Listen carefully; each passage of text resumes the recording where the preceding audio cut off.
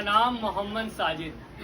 خواتین و حضرات، داستان گوئی کی اس محفل میں آپ سب کا خیر مقدم استقبال ہے۔ پیش خدمت ہے داستان امیر خسرو۔ خسرو، امیر خسرو، کون تھے خسرو؟ خسرو کو یوں یاد کریں تو انہوں نے طبلے کو ایجاد کیا، انہوں نے ستار کو ایجاد کیا، قوالی ایجاد کی۔ جس زبان کو آج ہم اردو کہتے ہیں اسے ریختہ کے نام سے ایجاد کیا۔ بہت سی باتیں ہیں ان سے جڑی۔ یاد کریں خسرو کو تو ایک صوفی، ایک شاعر۔ یاد کریں ان کے بچپن کو، اس سے پہلے ایک نذرانہ عقیدت کہ پوری دنیا میں تہوار یا تو ایک روز، 2 روز یا 3 روز کے منائے جاتے ہیں، لیکن اس صوفی نے ایک ایسی شروعات کی، ایک ایسی پرمپرا چلائی کہ جس میں ایک تہوار 7 روز تک منایا جاتا ہے۔ وہ تہوار ہے بسنت کا تہوار۔ کیسے شروعات ہوئی اس تہوار کی کہ آپ کے پیر حضرت نظام الدین اولیاء کے بھانجے جب اس دنیا سے رخصت ہوئے تو آپ خاموش رہتے، اس کی تربت پر بیٹھے رہتے۔ خسرو بڑے پریشان کہ اپنے پیر کے چہرے پر کیسے مسکان لاؤں۔ کہ خسرو ایک بار گزر رہے تھے، انہوں نے دیکھا کہ چند بھکت جن اپنے ہاتھ میں سرسوں کے پھول لیے کالکا مندر کی طرف جاتے ہیں۔ تو خسرو نے ان سے کہا، ارے بھائی ٹھہرو، کیسا کیا معاملہ ہے؟ یہ پھول کہاں لیے جاتے ہو؟ بابو جی ہم جاتے ہیں مندر، اپنی دیوی کے چرنوں میں یہ پھول چڑھائیں گے تو وہ خوش ہو جائیں گی۔ اچھا یہ معاملہ ہے، لاؤ تو یہ پھول تم مجھے دے دو، میں اپنے پیر کو چڑھاؤں گا تو وہ بھی خوش ہو جائیں گے۔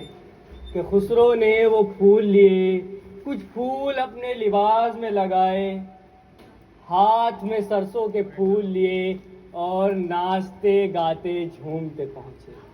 حضرت نظام الدین اولیاء کو دیکھا تو ان کے قدموں میں یہ پھول رکھ دیے۔ نظام الدین اولیاء نے کہا، بھائی خسرو یہ کیا حال بنایا ہوا ہے؟ سب خیر تو ہے؟ حضور میں نے تو یہ جانا تھا کہ دیوی کے قدموں میں پھول رکھتے ہیں تو وہ خوش ہو جاتی ہے، تو آپ کے لیے پھول لایا ہوں۔ داستان کو یہاں روک کر ایک قصہ کہ اس وقت سے پہلے تحفے میں ہیرے جواہرات سونا دیا جاتا تھا، لیکن اس صوفی نے اپنے پیر کو پھول دے کر پھول تحفے میں دینے کی پرمپرا چلائی۔ حضرت نظام الدین اولیاء مسکرائے، خسرو کچھ کہو؟ تو خسرو نے جھوم کر کہا، سکل بن پھول رہی سرسو، امبوا پھولے ٹیسو پھوٹے، پھوٹت ہے ڈار ڈار، اور ماں لنیا گر بلے آئی سرسو، سکل بن پھول رہی سرسو۔ کہ خسرو جب ننھے تھے تو ایک مرتبہ کچھ پنہارن پن گھٹ پر پانی بھر رہی تھی۔ انہوں نے دیکھا تو کہا، جی یہ تو وہی خسرو معلوم ہوتا ہے، آؤ اس سے کچھ ٹھٹولی کرتے ہیں۔ خسرو وہاں آئے اور کہا، مجھے پانی پلا دو۔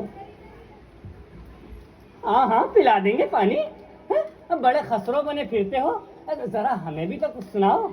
خسرو تم ایسا کرو بھیا کہ کچھ چرخے پر سناؤ۔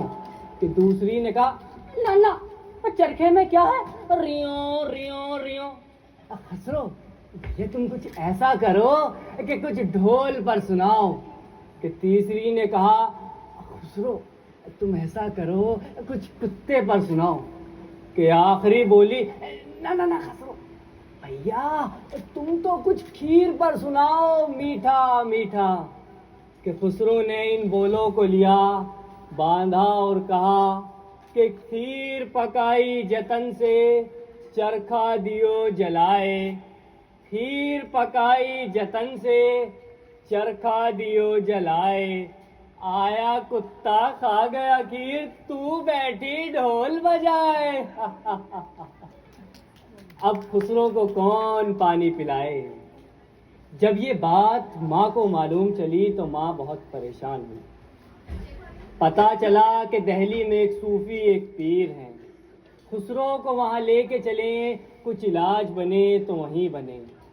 خسرو ماں کے ساتھ حضرت نظام الدین اولیاء کے در پر پہنچے اور کہا, ماں ماں میں اندر نہیں جاؤں گا, یہ سب ہلڑ ہے وابیلا ہے, یہ پیر ہے, ارے یہ سب ڈھونگی بابا ہے, اگر یہ سچ مچ کے پیر ہیں تو میرے دل کی بات یہیں سے بیٹھے بیٹھے جان جائیں گے. خسرو نے وہاں بیٹھ کر اپنے دل میں کہا کہ تیرے در پر آ کبوتر بن جاتا باز ہے, تیرے در پر آ کبوتر بن جاتا باز ہے, اے شاہ کیا دی تو نے مجھے آواز ہے. تو خسرو نے اتنا ہی کہا تھا, اندر سے خادم دوڑا دوڑا آیا اور اس نے کہا, کیا تم ترک ہو, کیا تم نے اپنے دل میں کچھ کہا ہے؟ جی ہوں تو صحیح, کیا ہوا؟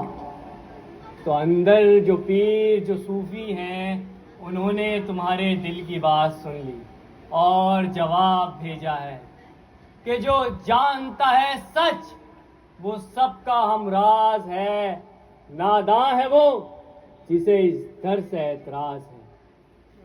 خسرو نے کہا, پیر اعلیٰ مل گئے, مجھے سچے پیر مل گئے. خسرو اندر داخل ہوئے, دیکھا کہ حضرت نظام الدین اولیاء بیٹھے ہیں. خسرو نے دیکھا تو دیکھتے رہ گئے کہ چاروں طرف مریدین کا مجمع ہے. خسرو حضرت نظام الدین اولیاء کے سامنے جا کے بیٹھے. نظام الدین اولیاء نے جو اپنی نظریں اٹھائی, خسرو سے جو ان کی نظریں ملی تو ایک ایسا رنگ طاری ہوا کہ خسرو کے ساتھ جہان بدل گئے. اور خسرو نے نظام کی آنکھ میں دیکھ کر بے ساختہ کہا کہ چھاپ تلک سب چھینی رے منہ سے نینا ملائی کے, چھاپ تلک سب چھینی رے منہ سے نینا ملائی کے, چھاپ تلک سب چھینی رے منہ سے نینا ملائی کے. خسرو کا ایک مزیدار قصہ اور ہے. خسرو کے ایک دوست تھے تاج الدین بابر. اگر دوست اچھے ہوں تو زندگی کے کام آسان ہو جاتے ہیں. تاج الدین بابر نے خسرو کے کلام کو ادھر ادھر سے اکٹھا کیا اور ایک دیوان شائع کرایا. جب یہ بات خسرو کو معلوم چلی تو خسرو نے کہا, یہ تم نے کیا کیا؟ یہ بچپن کی باتیں تھی, اٹکیلیاں تھی, ارے لوگ انہیں پڑھیں گے تو ہنسیں گے. تو ان کے دوست نے جو بات کہی وہ آج تک سچ ہے. انہوں نے کہا, خسرو دنیا میں دو قسم کے لوگ ہوتے ہیں, ایک بیوقوف اور ایک سمجھدار. بیوقوف ہمیشہ تمہارے کام میں خامیاں نکالیں گے, ہمیشہ تمہاری غلطی ڈھونڈیں گے, لیکن سمجھدار تمہاری حوصلہ افزائی کریں گے, تمہاری عمر کا لحاظ کریں گے. خسرو تم اس دیوان کو شائع ہونے دو, دیکھو یہ دنیا کیسے تمہاری دیوانی ہوتی ہے. جب یہ بات اس دور کے بادشاہ کو پتا چلی کہ ان کی سلطنت میں ایک ایسا شاعر ہے جو بنا بنا کے باتیں کہتا ہے, تو انہوں نے خسرو کو اپنے دربار میں بلایا اور کہا, خسرو تمہارے پاس خزانہ ہے اور تم جانتے ہو خزانے کو چھپانا جرم ہے. حضور میرے پاس کیسا خزانہ, میرے پاس تو کوئی خزانہ نہیں ہے.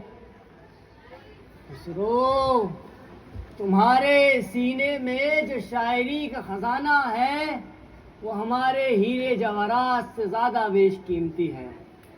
خسرو کچھ کہو, کچھ سناؤ. اس دور میں دلی کے بادشاہ تھے ملک چھجو. تو خسرو نے کہا, حضور رات میرے خیال میں ایک سطر آئی کہ میں نے صبح سے پوچھا تیرا سورج کہاں ہے, لیکن حضور اس سے آگے کا شعر مکمل نہ ہوا. اس بات کو سن کر سبھی درباریوں نے جملوں سے جملے جوڑے, الفاظ سے الفاظ جوڑے, لیکن یہ شعر مکمل نہ ہوا. اور سبھی درباریوں نے کہا, یہ کیسا شعر ہوا, میں نے صبح سے پوچھا تیرا سورج کہاں ہے.